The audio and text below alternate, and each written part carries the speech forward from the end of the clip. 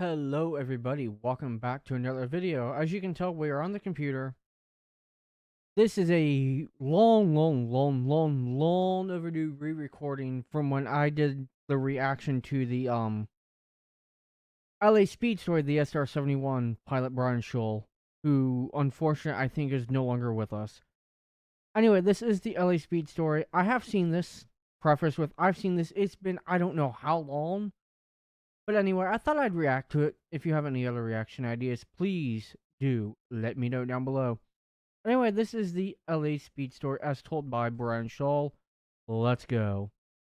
It's called the LA Speed Story, and it was just a story about one day it was really cool being SR-71 pilot. Walter and I were doing a training mission around the United States where you just were building up hours and time, and we take off. Quickly, that is one of the most sinister looks of an airplane I think anyone will ever see in their lifetime.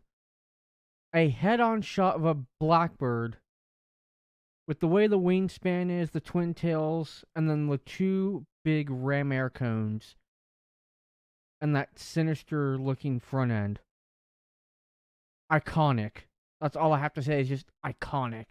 We're doing a training mission around the United States where you just were building up hours and time, and we take off out of Beale, hit a tanker in Idaho, rip on up to Montana.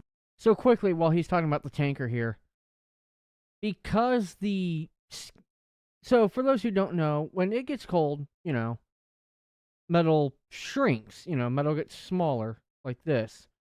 Well, when it gets hot, metal gets bigger, it expands.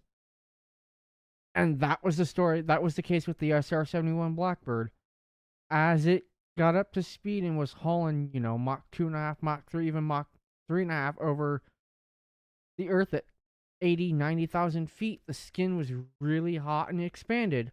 But when it was on the ground chilling, the skin was cold and would shrink. Therefore, it would sit there and everything was perfectly okay, but it would drip fuel, which is why he mentions plugging into a tanker after takeoff, because it leaks so much fuel and then you burn all that fuel starting the engines, taxiing, maybe waiting at the end of the runway, and then taking off.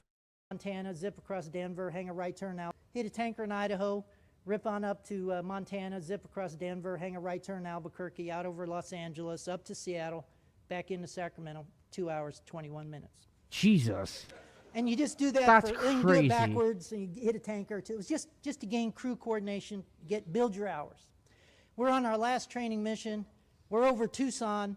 I can see downtown LA from Tucson. We're at 89,000 feet. Okay. That is amazing. 89,000 feet. He's way over here in Arizona. Tucson, wherever that is in Arizona. I know it's in Arizona. He can look way over here in California. Tucson, he's looking over here in California. He can see Los Angeles. That right there is just mind-blowing to me. From 89,000 feet, and you see downtown LA. Wow. I can see the whole western United States bathed in a warm October fall glow. I can see the chain of Rocky Mountains from Canada to New Mexico. I could just see the most beautiful picture laid at my feet, and the air as smooth as glass. Not a gauge moving in the cockpit. Wow. It was perfect. Now I'm thinking, we bad. And I feel sorry for Walter because he has to monitor 5 radios in the back seat, so I flipped the switch up just to listen. And LA Center is they control all, when you fly Southwest Air, the guys controlling everybody. But we're above controlled airspace. So they have us. That's another amazing thing. They were above controlled airspace. Now there's controllers all over the country. Jacksonville Center, Chicago Center, Seattle Center. It's the same guy. They all talk the same. And it's really cool the way they talk because they make you feel important as a pilot. They don't just say, yeah, okay, here's your thing. They make you feel really cool. So sure enough, this was pre-GPS days. Some Cessna guy has to know his ground speed. LA Center, Cessna, November Tango Alpha. You got a ground speed readout for us? Now Center would like to say, who cares, get off freight. But no, he'll talk to him like he's John Glenn. Cessna November Alpha, we show you 90 knots, 90 knots on the ground. And they do that sing-song voice. That's how they talk. And it makes you feel kind of cool. Right after that, a twin Bonanza came up to pimp the guy for speed, I guess. And LA Center, Twin Beach, whatever. You got a ground speed readout for us? And Senator likes it. God, it's Friday. Why me? God, please, just get off. But he's going to talk to him like he's Air Force One. Twin Beach, we show you 120 knots on the ground. And right after that, a Navy F-18 out of Lemoore Oh, this ought to be good. popped up on frequency. And you knew it was a Navy guy because he talked really slick on the radio. Center Dusty 5-2 speed check. And I'm thinking, wait a minute. Dusty 5-2 has a ground speed indicator and that $1 million F-18 cockpit. It's right there in True. the heads-up display. Why is he calling Center to broadcast his speed? I get it. We are just the meanest, baddest, fastest military jet in the valley today. We're taking our little Hornet jet over Mount Whitney and ripping across Death Valley. We want everyone from Fresno to the coast to know what real speed is. Little does the F-18 know. And you can almost hear a little glee in the controller's voice, like, we have put an end to this. Dusty 5-2, we show you 620 knots across the ground. And it was that across the ground. See that little knife, like, I hope nobody else has the nerve to get on frequency now. And there wasn't an airliner from Seattle to San Diego that wanted to be DC-10, next I on think that freak. It's was. sort of an etiquette thing amongst flyers. And a 12-year-old was reaching for the mic button. And I thought, oh, no, wait, Walter's in charge of the radios. I flew single seat all those years, but I'm in the family model now, and I want it. No, it's the Navy. They must die. They must die now. And I thought, no, but if I do, I'll upset Walter, and I want us to be a good crew. And at that moment, I heard a click of the mic button in the back seat. Ladies and gentlemen, Walter and I became a crew at that moment. In his best innocent voice, LA Center, Aspen 30. Have you got a ground speed readout for us? You could almost hear a collective gasp on Freak, like, oh, the poor fools didn't hear the previous transmissions. Oh, they got crushed like a grape. It's just a pilot thing. But Center had to give you that same voice. Aspen 30, we show you 1,992 knots.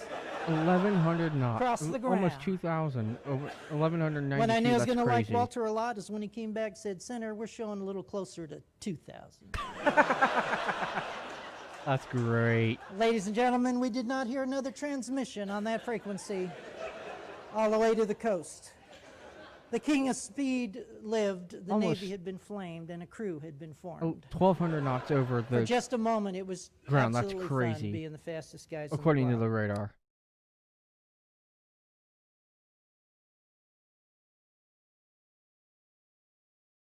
Wow, that's cool. Above controlled airspace, no one knows they're there.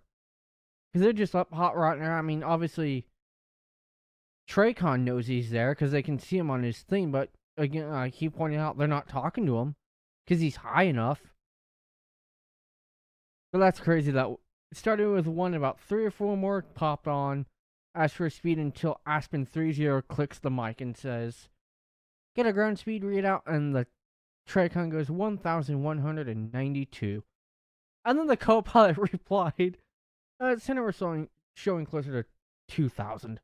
That was great. Anyway, that is the long overdue re-record of this reaction. If you all enjoyed it, please do let me know down below in the comments and or with the like button. If you haven't already, please go check out the new airport layout that I revealed. That should be the most recent video.